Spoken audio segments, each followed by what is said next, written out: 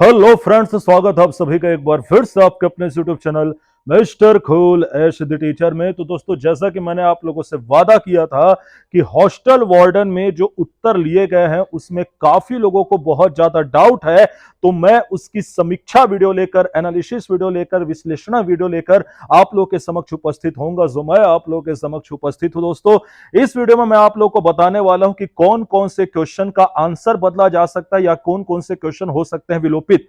इसके पहले दोस्तों मैं आप लोगों को बता दूं कि हॉस्टल वार्डन का मॉडल आंसर आने से पहले ही मैंने अपना मॉडल आंसर जारी किया था और कुछ दिन पहले ही मैंने यह भी बताया था कि कौन कौन से प्रश्न जो है वो हॉस्टल वार्डन के एग्जाम से विलोपित किए जा सकते हैं।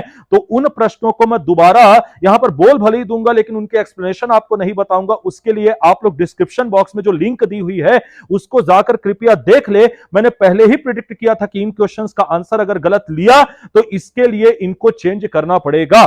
खैर दोस्तों, चलिए एक एक करके बात कर लेते हैं। इसके अलावा कुछ नए क्वेश्चन भी ऐसे हैं दोस्तों जो मुझे लगता है जिसका आंसर जो मैं आपको बताऊंगा वो होना चाहिए, और उसका सोर्स भी मैं आपको प्रोवाइड करवाऊंगा। सोर्स कहां पे मिलेगा, कब प्रोवाइड करवाऊंगा, इसके लिए आपको वीडियो को अंत तक जरूर देखना है दोस्तों। तो चलिए दोस्तों, सेट डी मेरे पास है, इसलिए मैं प्रश्न भी आपको बोलते जाऊंगा।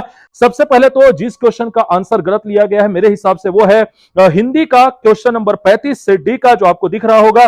सही वाक्य चुने। वह लड़का पिटता है, मैंने सारी पुस्तकें पढ़ डाली, मैं शीतल जल पिया, वह बस पर यात्रा कर रहा था। दोस्तों 35 का जो आंसर है वो लिया गया है बी, अर्थात मैंने सारी पुस्तकें पढ़ डाली।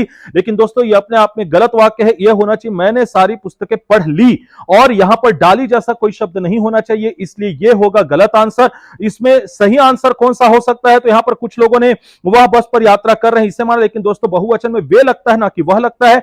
वह लड़का पिटता है इसका सही आंसर होना चाहिए। तो यहां पर 35वां क्वेश्चन जो है दोस्तों वो होगा विलोपित। अब बात कर लेते हैं दोस्तों दूसरे क्वेश्चन की, जो कि है आपका 42वां नंबर का क्वेश्चन, जिसके बारे में ऑलरेडी मैंने अपनी प्रीवियस वीडियो में जो क्वेश्चन विलोपित करने वाले हैं उसमें इसका ऑलरेडी मैंने एक्सप्लेनेशन दिया हुआ, तो आप उससे जाकर के देख लीजिएगा।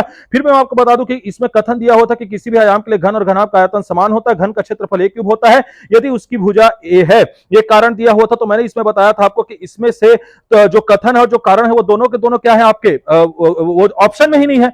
तो यहां पर आपका ऑप्शन में ही ना होने के कारण ये वाला जो क्वेश्चन है वो होना चाहिए विलोपित। इसके बारे में मैंने आपको पिछले वीडियो में एक्सप्लेनेशन के साथ बताई है, जाकर के उससे देख लीजिए। तो 42वां नंबर का क्वेश्चन होगा दोस्तों। इसके बाद बात करते हैं 52वां नंबर का क्वेश्चन, जिसमें घन, बेलन, खोखला बेलन, गोली छल्ला, इसमें से हमको ठोस का चयन करना था। तो मैंने आप लोग को पिछली वीडियो में बताया था कि भाई गणितीय भाषा में घन, बेलन और गोली छल्ला तीनों ठोस है, खोखला बेलन नहीं है, तो इसलिए जिसका जो आंसर है वो घन, बेलन और गोली छल्ला होना चाहिए। लेकिन दोस्तों इसका आंसर लिया गया है ए, अर्थात केवल ए बी सी, अर्थात घन, बेलन, खोखला बेलन को मान लिया गया है, जो सरासर गलत है। इसलिए यह क्वेश्चन भी बदला जाएगा दोस्तों, इसको विलोपित किया जाएगा। कैसे किया जाएगा, इसका सोर्सेस कहां से मिलेगा मैं आपको जल्दी ही बताऊंगा। अब बात कर लेते हैं क्वेश्चन नंबर 64 की दोस्तों, जिसमें मैंने आप लोग को बताया था पिछले वीडियो में भी मैंने इसका जिक्र किया था कि निम्न ज्यामितीय आकृतियों को उनके फलक की संख्या के हिसाब से जोड़ी बनाना था, जिसमें आप लोग को पता होगा दोस्तों कि बेलन में होते हैं आपके 2 फलक, ये बिल्कुल सही था। घन में होते हैं आपके 6 फलक, ये भी बिल्कुल सही था। शंकु में होते हैं आपके 3 फलक, ये भी बिल्कुल सही था। और गोला में होते हैं दोस्तों आपका 0 फलक। तो यहां पर तो ये क्वेश्चन ही गलत हो जाता है, कायदे से इसको क्या होना चाहिए था, विलोपित होना चाहिए था। लेकिन अगर मान लीजिए दोस्तों फिर भी ये इस क्वेश्चन को सही मान करके चलता है, अगर 1 मान करके चलता है ये गोला में फलकों की संख्या को, तो 64वां का आंसर इसने ले लिया है डी। अब डी जो है वो इसका आंसर नहीं होना चाहिए दोस्तों, इसलिए इस क्वेश्चन को भी करना पड़ेगा विलोपित। अब बात कर लेते हैं क्वेश्चन नंबर 68 की, भारत की राष्ट्रीय सब्जी कौन सी है। जाहिर सी बात है दोस्तों, हमने भी यही संभावना लगाई थी कद्दू, और कद्दू आंसर लिया भी गया है। लेकिन कुछ लोग बोल रहे हैं कि इस क्वेश्चन को भी विलोपित होना चाहिए।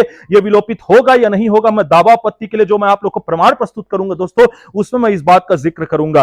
अब बात करते हैं दोस्तों, किस शासक ने मड़वा महल शिलालेख निर्मित कराया था। दोस्तों इसका आंसर है गोपाल देव, जबकि एग्जाम में इसका आंसर ले लिया गया है, मॉडल आंसर में इसका आंसर ले लिया गया है रामचंद्र देव। भैया रामचंद्र देव का मड़वा महल बनाने से कोई संबंध नहीं है। छत्तीसगढ़ ग्रंथ अकादमी की बुक, हिंदी ग्रंथ अकादमी की बुक आप निकाल करके देख लीजिएगा, मैं इसका भी आप लोग को विथ पेज आप लोग के समक्ष दावापत्ति के लिए प्रस्तुत करूंगा दोस्तों। तो 86 नंबर का क्वेश्चन भी आंसर इसका बदला जाएगा।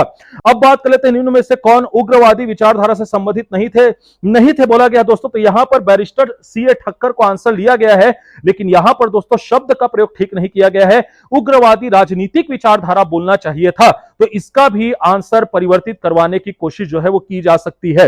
अब बात कर लेते हैं रचनात्मक चिंतन के प्रारंभिक चरणों में कौन से चरण अनिवार्य रूप से सम्मिलित रहते हैं। 94 नंबर का यह क्वेश्चन था दोस्तों, जिसमें सही आंसर आना चाहिए ऑप्शन डी, केवल बी सी डी, अर्थात तैयारी, उद्भवन और सत्यापन। इसका मतलब प्रिपरेशन, इंक्यूबेशन और वेरिफिकेशन, ये तीनों चीजें शामिल होती है। लेकिन व्यापम ने इसका आंसर लिया है 94 का सी, जिसमें उसने बोला है कि उन्मुखता, तैयारी और उद्भवन इसमें शामिल होती है। दोस्तों ये क्वेश्चन भी, इसका भी आंसर किया जाएगा चेंज, इसमें भी आप दावापत्ति कर सकते हैं। अब बात करते हैं लास्ट क्वेश्चन की, जो है प्रश्न नंबर 97, जिससे बोला गया था निर्देशन प्रक्रिया के निम्नांकित चरणों को सही क्रम में व्यवस्थित कीजिए। तो दोस्तों इसका सही आंसर होना चाहिए डी, अर्थात सी मतलब आवश्यकताओं की पहचान, फिर ए जानकारी का संग्रहण, फिर डी जानकारी प्रदान करना, फिर ई निर्देशन का प्रतिपादन और फिर आएगा बी आपका अनुवर्तन। लेकिन दोस्तों मैं आप लोगों को बता दूं, इसका आंसर लिया गया है 97 का बी, अर्थात ए सी डी ई बी को लिया गया है। तो इस क्वेश्चन को भी बदला जाएगा दोस्तों। अब रही बात दोस्तों कि इसके लिए दावापत्ति लगाने के लिए प्रमाणिक सोर्स आपको कहां से मिलेंगे, तो मैं आपको बता दूं दोस्तों, प्रमाणिक सोर्स के लिए आपको कहीं भी भटकने की जरूरत नहीं है। डिस्क्रिप्शन बॉक्स में लिंक दिया हुआ है, उसमें 3 लिंक मिल जाएंगे आपको, व्हाट्सएप चैनल का, टेलीग्राम चैनल का, मेरे इंस्टाग्राम अकाउंट का। तीनों पे आप मुझे कर लीजिएगा फॉलो। और मैं दावापत्ति के सोर्सेस के ऊपर एक वीडियो कल ही आप लोग के लिए लेकर के आऊंगा, और सारे के सारे जो दावापत्ति के प्रमाण है वो अपने टेलीग्राम चैनल पर, व्हाट्सएप चैनल पर कर दूंगा अपलोड। तो उसके लिए आपको मुझे कर लेना है फॉलो, और अगर आप चैनल पर नए हैं तो चैनल को कर लेना है सब्सक्राइब और बेल आइकन जरूर दबा देना है, ताकि आप हॉस्टल वार्डन की किसी भी समस्या से ग्रसित ना हो और आपके सारे समस्याओं का समाधान आपका अपना मिस्टर खुला एज द टीचर करे। तो मैं मिलूंगा दोस्तों आपसे नेक्स्ट वीडियो में, तब तक के लिए आप अपने भी मार्क्स बनाइए। इसके अलावा आप अपने मार्क्स मिलाकर के अगर यह जानना चाहते हैं कि आपका एग्जाम निकल रहा है कि नहीं निकल रहा है, तो दोस्तों कट ऑफ के ऊपर भी मैंने वीडियो ऑलरेडी बनाई हुई है, उसकी भी लिंक आपको डिस्क्रिप्शन बॉक्स में मिल जाएगी, उसे जाकर के देखिए और आपका सिलेक्शन हो रहा है कि नहीं हो रहा है इसका लगा लीजिएगा अनुमान। तो मैं मिलूंगा आपसे नेक्स्ट वीडियो में, तब तक के लिए धन्यवाद।